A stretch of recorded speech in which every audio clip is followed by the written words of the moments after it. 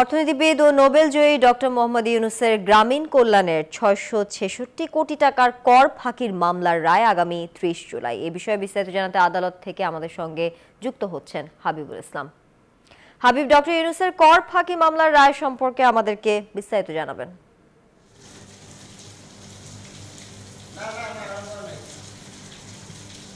তানিয়া, আপনাকে ধন্যবাদ। আসলে দীর্ঘ বছর এই ডক্টর ইউনূসের গ্রামীণ কল্যাণ ট্রাস্টের কর ফাঁকির যে মামলাটি, সেটি আসলে আদালতে গড়ায়নি। কারণ এটি প্রথমে একটি যে সংশ্লিষ্ট কর শাখায় সেখানে অভিযোগ যায়। তারপর 2022 সালে বিষয়টি আদালতে মামলা করে গ্রামীণ কল্যাণের যারা স্বত্বাধিকারী বা শ্রমিক ছিলেন তাদের কয়েকজন।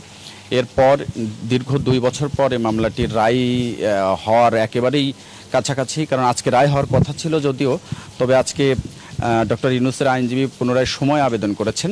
মূলত হচ্ছে গ্রামীণ কল্যাণের শ্রমিকদের যে কল্যাণ ট্রাস্টের যে টাকা, সেটি যে একটি কর দিতে হয়, সেই করের টাকাটি মূলত বলা হচ্ছে যে ডক্টর ইউনূস তার গ্রামীণ কল্যাণের পক্ষ থেকে এই টাকাটি তারা উঠিয়ে দান কর হিসেবে তারা এটি ব্যবহার করেছেন।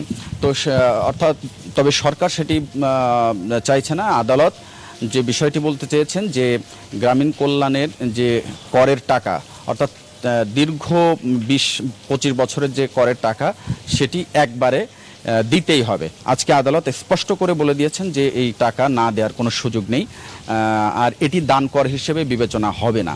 সুতরাং আগামী 30 জুলাই এই বিষয়টির আদেশ হওয়ার কথা রয়েছে, অর্থাৎ রায় দেওয়ার কথা রয়েছে। রায়ের মধ্য দিয়েই ডক্টর ইউনূসকে এই টাকা দেওয়ার যে কি হারে বা কোন সময়ের মধ্যে টাকা দিতে হবে সেটি জানা যাবে। আরেকটি বিষয় একটু ছোট।